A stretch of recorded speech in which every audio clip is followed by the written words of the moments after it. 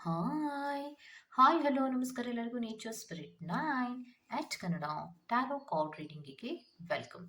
ಇವತ್ತು ನಾನು ತಗೋತಾ ಇರುವಂತಹ ರೀಡಿಂಗ್ ಯಾವುದು ಅನ್ನೋದಾದರೆ, ಥಂಬ್ನೈಲಲ್ಲಿ ನೀವು ನೋಡಿರ್ತೀರಾ, ನೀವೇ ಇಷ್ಟಪಡುವಂತಹ ಅಥವಾ ನೀವೇ ಅತಿಯಾಗಿ ಪ್ರೀತಿಸುವಂತಹ ವ್ಯಕ್ತಿ ನಿಮ್ಮನ್ನು ಎಷ್ಟರ್ಥ ಮಾಡ್ಕೊಂಡಿದ್ದಾರೆ, ನೀವೇನಂತ ಅವರು ಮನಸ್ಸಿನಲ್ಲಿ ತೀರ್ಮಾನವನ್ನು ಮಾಡ್ಕೊಂಡಿದ್ದಾರೆ, ನಿಮ್ಮ ಬಗ್ಗೆ ಇರುವಂತಹ ಆಲೋಚನೆ ಏನು ಅನ್ನೋದ್ರ ಬಗ್ಗೆ ನಾವು ರೀಡಿಂಗನ್ನು ನೋಡ್ತಾ ಹೋಗೋಣ. ಅದಕ್ಕೆ ಮುಂಚಿತವಾಗಿ ನಮ್ಮ ಚಾನಲ್ಗೆ ಯಾರೆಲ್ಲ ಸಬ್ಸ್ಕ್ರೈಬ್ ಆಗಿರ್ತೀರೋ ಮತ್ತು ಯಾರೆಲ್ಲ ಸಪೋರ್ಟನ್ನು ಮಾಡ್ತಿರ್ತೀರೋ ಅವರೆಲ್ಲರಿಗೂ ಕೂಡ ನನ್ನ ಕೃತಜ್ಞತೆಗಳನ್ನ ಹೇಳ್ತಾ ನಾನು ರೀಡಿಂಗನ್ನು ಶುರು ಮಾಡ್ತೀನಿ. ರೀಡಿಂಗನ್ನು ನೋಡೋದಕ್ಕೆ ಮುಂಚಿತವಾಗಿ ಪ್ಲೀಸ್ ಸೆಲೆಕ್ಟ್ ಯುವರ್ ಆಪ್ಷನ್. ನಿಮ್ಮ ಆಪ್ಷನ್ಗಳನ್ನು ಸೆಲೆಕ್ಟ್ ಮಾಡ್ಕೊಳ್ಳಿ. ಬ್ಲೂ ಕಲರ್ ಇರುವಂತಹ ಬ್ರಾಸ್ಲೈಟನ್ನು ನೀವು ಸೆಲೆಕ್ಟ್ ಮಾಡ್ಕೊಂಡ್ರೆ ಪಾಯ್ ನಂಬರ್ 1, ಪಿಂಕ್ ಕಲರ್ ಇರುವಂತಹ ಬ್ರಾಸ್ಲೈಟ್ ಅನ್ನು ಸೆಲೆಕ್ಟ್ ಮಾಡಿಕೊಂಡ್ರೆ ಪಾಯ್ ನಂಬರ್ 2 ಆಗಿರುತ್ತೆ. ಆಯ್ಕೆಯನ್ನು ಮಾಡ್ಕೊಳ್ವಾಗ ಬಹಳ ಕಾನ್ಸಂಟ್ರೇಷನ್ ಇಂದ ಆಯ್ಕೆಯನ್ನು ಮಾಡ್ಕೊಳ್ಳಿ. ಈ ಎರಡು ಬ್ರಾಸ್ಲೈಟ್ ನಲ್ಲಿ ಯಾವುದು ನಿಮಗೆ ತುಂಬಾ ಅಟ್ರಾಕ್ಟ್ ಆಗುತ್ತೋ ಅದನ್ನ ಸೆಲೆಕ್ಟ್ ಮಾಡ್ಕೊಳ್ಳೋದ್ರ ಮೂಲಕ ರೀಡಿಂಗ್ಸ್ ಅನ್ನ ನೋಡಬಹುದಾಗಿರುತ್ತೆ. ಹಾಗೇನೆ ಯಾರಿಗೆಲ್ಲ ಪರ್ಸನ್ ರೀಡಿಂಗಿನ ಅವಶ್ಯಕತೆ ಇದೆಯೋ ಅವರೆಲ್ಲರೂ ಕೂಡ ವಾಟ್ಸಪ್ ಮೆಸೇಜ್ ಅನ್ನು ಮಾಡೋದ್ರ ಮೂಲಕ ಪೇ ಮಾಡಿ ನಿಮ್ಮ ರೀಡಿಂಗ್ಸ್ ಗಳನ್ನ ನೀವು ತಗೋಬಹುದಾಗಿರುತ್ತೆ. ಓಕೆ, ಸೊ ಪಾಯ್ ನಂಬರ್ 1 ಬ್ಲೂ ಕಲರ್ ಇರುವಂತಹ ಬ್ರಾಸ್ಲೆಟ್ ಅನ್ನು ಸೆಲೆಕ್ಟ್ ಮಾಡ್ಕೊಂಡಿರೋರಿಗೆ ನಿಮ್ಮ ಪರ್ಸನ್ ಅಥವಾ ನೀವೇ ಇಷ್ಟಪಡುವಂತಹ ವ್ಯಕ್ತಿ ನಿಮ್ಮನ್ನ ಎಷ್ಟು ಅರ್ಥ ಮಾಡ್ಕೊಂಡಿದ್ದಾರೆ ಅಂದ್ರೆ, ನೀವು ಅಂದ್ರೆ ಬಹಳ ಇಂಟ್ರೆಸ್ಟಿಂಗ್ ಕ್ಯಾರೆಕ್ಟರ್ ಇರುವಂತಹ ಒಂದು ಹುಡುಗಿ ಅಥವಾ ಒಂದು ಹುಡುಗ ಅನ್ನುವಂತಹ ಆಲೋಚನೆಯನ್ನು ಮಾಡ್ತಾ ಇದ್ದಾರೆ. Gender is not a matter. ನಾನು ರೀಡಿಂಗ್ ಅನ್ನು ಮಾಡುವಾಗ ಹೇಳ್ತಾ ಹೋಗ್ತೀನಿ, ನಾನು ಮೆನ್ಷನ್ ಮಾಡೋದಿಲ್ಲ. ಓಕೆ, ಸೊ ತುಂಬಾ ಇಂಟ್ರೆಸ್ಟ್ ಇರುವಂತಹ ಕ್ಯಾರೆಕ್ಟರ್ ಇರುವಂತಹ ವ್ಯಕ್ತಿತ್ವ ನಿಮ್ದು. ಕನೆಕ್ಟ್ ಅನ್ನ ಮಾಡ್ಕೋಬೇಕು ಅನ್ನುವಂತಹ ಮನಸ್ಥಿತಿ ಅವರಿಗೆ ಇರುವಂತಹದ್ದು. ತುಂಬಾ ಕನೆಕ್ಟ್ ಅನ್ನು ಮಾಡ್ಕೋಬೇಕು.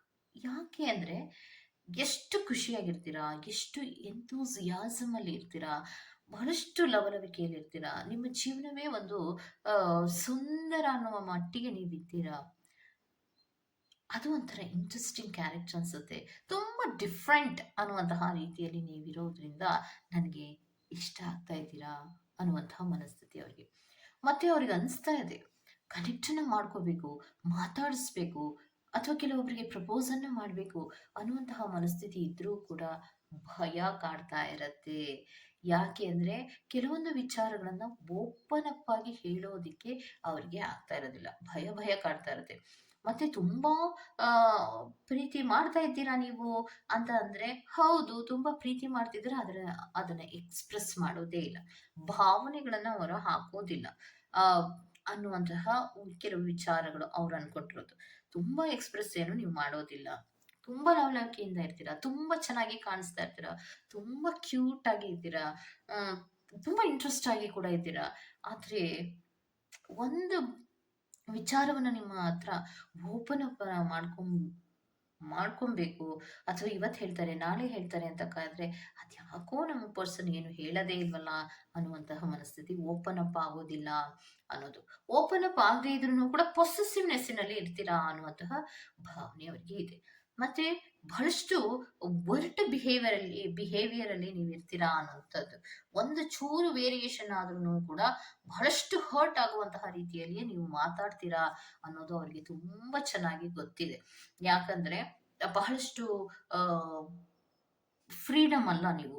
ಮತ್ತೆ ಇನ್ನೊಂದು ಏನು ಅಂದ್ರೆ ತುಂಬಾ ಫ್ರೀಡಮ್ ಆಗಿರುವಂತಹ ರೀತಿಯಲ್ಲಿ ನಡ್ಕೊಳ್ಳಲ್ಲ ನೀವು ಅನ್ನುವಂತಹ ರೀತಿ. ಮತ್ತೆ ಏನಾದ್ರೂ ಒಂದು ಚೂರ್ ವೇರಿಯೇಷನ್ ಆದ್ರೂ ಅದನ್ನ ಸೈಜ್ ಅಲ್ಲ, ತುಂಬಾ ಹರ್ಟ್ ಆಗಿ ಮಾತಾಡ್ತಾರೆ ಅನ್ನೋದು ಅವರಿಗೆ ತುಂಬಾ ಚೆನ್ನಾಗಿ ಗೊತ್ತು. ಮತ್ತೆ ಎಲ್ಲಿ ಏನಾದ್ರೂ ವೇರಿಯೇಷನ್ ಆದ್ರೆ ನನ್ನನ್ನ ರಿಜೆಕ್ಟ್ ಮಾಡ್ತಾರೆ ಅನ್ನುವಂತಹ ವಿಚಾರವು ನಿಮ್ಮ ಬಗ್ಗೆ ಅವರಿಗೆ ತುಂಬಾ ಚೆನ್ನಾಗಿ ಗೊತ್ತಿದೆ.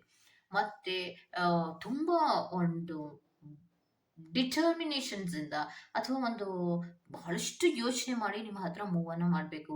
ಹೇಗಂದ್ರೆ ಹಾಗೆ ಮೂವ್ ಅನ್ನ ಮಾಡಿದ್ರೆ ಖಂಡಿತವಾಗಿಯೂ ನೀವು ಅವ್ರು ಹೇಳಿದಂತಹ ಎಲ್ಲ ವಿಚಾರಗಳನ್ನ ಆಕ್ಸೆಪ್ಟ್ ಮಾಡೋದಿಲ್ಲ. ಬಹಳ ಸ್ಟ್ರಿಕ್ಟ್ ನೀವು ಅನ್ನೋದು ಅವ್ರಿಗೆ ತುಂಬಾ ಚೆನ್ನಾಗಿ ಗೊತ್ತಿದೆ. ಎಲ್ಲ ವಿಚಾರಗಳನ್ನ ನೀವು ಅಕ್ಸೆಪ್ಟ್ ಮಾಡಲ್ಲ. ನಿಮ್ಗೆ ಇಷ್ಟ ಆಗದೆ ಇರುವಂತಹ ವಿಚಾರಕ್ಕೆ ಬಹಳಷ್ಟು ಕೋಪ ಮಾಡ್ಕೊಂತೀರಾ. ಮತ್ತೆ ಹಾಗಿದ್ರೆ ನಿಮ್ಮ ಪರ್ಸನ್ ಬಗ್ಗೆ ನಿಮ್ಗೆ ಆ ಕಾಳಜಿ ಇಲ್ವಾ ಅಂದ್ರೆ ಖಂಡಿತ ಇದೆ. ಅವರಿಗೆ ಕಾಳಜಿ ಇದೆ, ಪೊಸೆಸಿವ್ನೆಸ್ ಇದೆ. ಆದ್ರೆ ಅದನ್ನ ತೋರಿಸ್ಕೊಳ್ಳಲ್ಲ ಅಂತ ಅವರು ನಿಮ್ಮ ಬಗ್ಗೆ ಅರ್ಥ ಮಾಡ್ಕೊಂತಾ ಇರೋದು. ಅಂದ್ರೆ ಇಂಟ್ರೆಸ್ಟಿಂಗ್ ಕ್ಯಾರೆಕ್ಟರ್ ಆದ್ರೂ ಕೂಡ ಬಹಳ ಬೇಗ ಕನೆಕ್ಟ್ ಆಗಲ್ಲ. ಕನೆಕ್ಟ್ ಆಗೋದಕ್ಕೆ ತುಂಬಾ ಪ್ರಯತ್ನಗಳನ್ನ ಮಾಡ್ಬೇಕು. ತುಂಬಾ ಖುಷಿಯಾಗಿದ್ದಾರೆ. ಏನೋ ಒಂದು ಕನೆಕ್ಟಿವಿಟಿ ಪ್ರಪೋಸಲ್ ಅನ್ನ ಮಾಡೋಣ ಅಂತ ಹೋದ್ರೆ ತುಂಬಾ ಹರ್ಟ್ ಆಗೋ ತರ ಮಾತಾಡ್ಬಿಡ್ತಾರೆ. ಹೋಗ್ಲಿ ನನ್ನನ್ನ ಬಿಟ್ಟು ಮಾತಾಡಿಸ್ದಲೇ ಇರ್ತಾರಾ ಅಂದ್ರೆ ಇಲ್ಲ. ನನ್ನ ಬಗ್ಗೆ ಪೊಸೆಸಿವ್‌ನೆಸ್ ಇದೆ. ಆದ್ರೆ ಅವರು ಓಪನ್ ಅಪ್ ಆಗಿರಲ್ಲ. ನಾನಾಗಿ ಪ್ರಪೋಸ್ ಮಾಡಿದ್ರು ಕೂಡ ರಿಜೆಕ್ಟ್ ಮಾಡ್ತಾರೆ. ಅಯ್ಯೋ! ನನಗೆ ಇರಿಟೇಟ್ ಆಗತ್ತೆ ಅಂತಾರೆ. ಬೇಜಾರಾಗತ್ತೆ ಅಂತಾರೆ.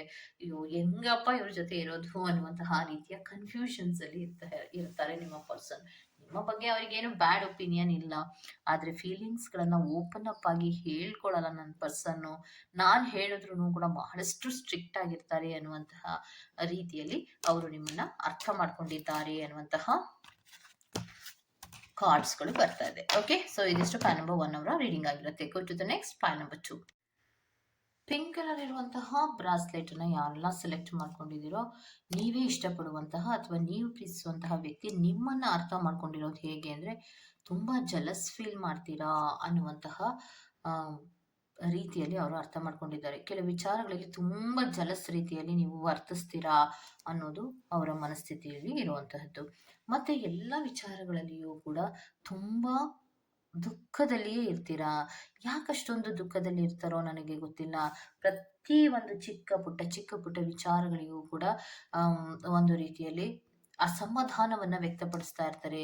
ಸಂತೋಷವಾಗಿ ಅವರು ಇರೋದೇ ಇಲ್ಲ ಅನ್ನುವಂತಹ ಕೆಲವೊಂದು ವಿಚಾರಗಳನ್ನ ಅವರು ನಿಮ್ಮ ಬಗ್ಗೆ ಅರ್ಥ ಮಾಡ್ಕೊಂಡಿರೋದು.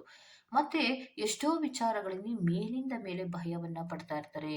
ಏನಪ್ಪಾ ಇವರು ನನ್ಗೇನಾದ್ರೂ ಮೋಸ ಮಾಡ್ತಾರಾ ಅನ್ನುವಂಥ ವಿಚಾರಕ್ಕಿರಬಹುದು, ಅಥವಾ ಮೇಲಿಂದ ಮೇಲೆ ಜಲಸ್ ಫೀಲ್ ಆಗುವಂಥದ್ದು. ನೀವ್ ಯಾರನ್ನಾದ್ರೂ ಮಾತಾಡ್ಸಿದ್ರು ಮಿಸ್‌ಅಂಡರ್‌ಸ್ಟ್ಯಾಂಡಿಂಗ್ ಅನ್ನ ಮಾಡ್ಕೊಂಡು ಇವ್ರು ನನ್ ಜೊತೆ ಜಗಳಕ್ ಬರ್ತಾರಲ್ಲ, ಇದು ಮತ್ತೆ ಏನೇ ವಿಚಾರ ಆದ್ರೂನು ಕೂಡ ಒಂದು ಪೇಷನ್ಸ್ ಆಗಿ ಅವರು ಇರೋದೇ ಇಲ್ಲ. ಮತ್ತೆ ಅವರಲ್ಲಿ ತುಂಬಾ ಇನ್ಫೀರಿಯಾರಿಟಿ ಅನ್ನೋದು ತುಂಬಾ ಜಾಸ್ತಿ ಇದೆ. ಅವರದ್ದೇ ಆದಂತಹ ರೀತಿಯ ಪ್ರಾಸ್ಪೆಕ್ಟಿವ್ ಅಲ್ಲಿ ಯೋಚನೆ ಮಾಡ್ತಾರೆ ಅನ್ನುವಂತಹ ಆಲೋಚನೆಗಳನ್ನ ಮಾಡ್ತಾ ಇದ್ದಾರೆ. ಒಟ್ಟಿನಲ್ಲಿ ನಿಮ್ಮ ಪರ್ಸನ್‌ಗೆ ನೀವು ತುಂಬಾ ಜಲಸ್ ಇರುವಂತಹ ವ್ಯಕ್ತಿತ್ವ ಇರುವ ವ್ಯಕ್ತಿ ನೀವು ಅನ್ನುವಂಥದ್ದು. ಮತ್ತೆ ಸಣ್ಣ ಪುಟ್ಟ ವಿಚಾರಗಳಿಗೆ ಆ ಒಂದು ಸಿಚುಯೇಷನ್ಸ್ ಅನ್ನ ತುಂಬಾ ಒಂದು ದುಃಖದ ರೀತಿಯಲ್ಲಿ ಇಡ್ತಾರೆ. ಅವರೂ ಕೂಡ ನೋವಾಗ್ತಾರೆ. ನನಗೂ ಕೂಡ ದುಃಖವನ್ನ ಕೊಡ್ತಾರೆ. ಮತ್ತೆ ಎಷ್ಟೋ ವಿಚಾರಗಳಲ್ಲಿ ಮೇಲಿಂದ ಮೇಲೆ ಎಷ್ಟೇ ಕ್ಲಾರಿಟಿಯನ್ನ ಕೊಡ್ತಾ ಇದ್ರೂನು ಕೂಡ ಕೆಲವೊಂದು ವಿಚಾರಗಳಲ್ಲಿ ಭಯ ಪಡೋದಾಗ್ಲಿ, ಅಥವಾ ನೀನ್ ಹಿಂಗ್ ಮಾಡ್ದ, ನೀನ್ ಹಿಂಗ್ ಮಾಡ್ತೀಯ ಅಂತ ನಾನ್ ಅನ್ಕೊಂಡಿರ್ಲಿಲ್ಲ ಅನ್ನುವಂತಹ ಸರ್ಪ್ರೈಸ್ ಆಗಿ ಮಾತಾಡುವಂಥದ್ದು ಇರ್ಬೋದು. ಪೇಷನ್ಸೇ ಇಲ್ದೇನೆ ನಡ್ಕೊಳ್ಳುವಂಥದ್ದು ಇರ್ಬೋದು. ಮತ್ತೆ ಅವರಲ್ಲಿ ತನ್ನ ಪ್ರೀತಿಯ ಬಗ್ಗೆ ಅಥವಾ ತನ್ನ ಪ್ರೀತಿಯ ವ್ಯಕ್ತಿಯ ಬಗ್ಗೆ ಅವರಿಗೆ ಅಷ್ಟೊಂದು ಟ್ರಸ್ಟ್ ಇಲ್ಲ. ಟ್ರಸ್ಟ್ ಇಶ್ಯೂಸಿನಲ್ಲಿ ಒದ್ದಾಡ್ತಿರ್ತಾರೆ. ಇನ್ಫೀರಿಯಾರಿಟಿ ಅವರಲ್ಲಿ ತುಂಬಾ ಇದೆ. ಅವರದ್ದೇ ಆದಂತಹ ಪ್ರಾಸ್ಪೆಕ್ಟಿವ್ ಅಲ್ಲಿ ಅವರು ಯೋಚನೆ ಮಾಡ್ಕೊಂಡು ಮುಂದಕ್ಕೆ ಹೋಗ್ತಾರೆ. ಅಂತಹ ಪಾಸಿಟಿವ್ ಆದಂತಹ ರೀತಿಯಲ್ಲಿ ಅವರಿಗೇನು ನಿಮ್ಮ ಬಗ್ಗೆ ಅನ್ಸಿಲ್ಲ ಅನ್ನುವಂಥದ್ದನ್ನ ರೆಪ್ರೆಸೆಂಟ್ ಮಾಡ್ತಾ ಇದೆ. ಓಕೆ. ಓಕೆ. ಈ ತರಹದ ಕೆಲವು ರೀಡಿಂಗ್ಸ್ಗಳು ನಿಮ್ಗೆ ಇಷ್ಟ ಆಗಿದೆ ದಯವಿಟ್ಟು ಸಬ್ಸ್ಕ್ರೈಬ್ ಮಾಡಿ. ಪಕ್ಕದಲ್ಲೇ ಇರುವಂತಹ ಬೆಲ್ ಐಕಾನ್ ಅನ್ನ ಪ್ರೆಸ್ ಮಾಡಿ. ನಾನು ನಿಮ್ಮನ್ನ ಮತ್ತೊಂದು ರೀಡಿಂಗ್ ಗಳಲ್ಲಿ ಸಿಗ್ತೀನಿ ಅಂತ ಹೇಳ್ತಾ ಅಲ್ಲಿವರೆಗೂ ಟೇಕ್ ಕೇರ್. ಬಾಯ್.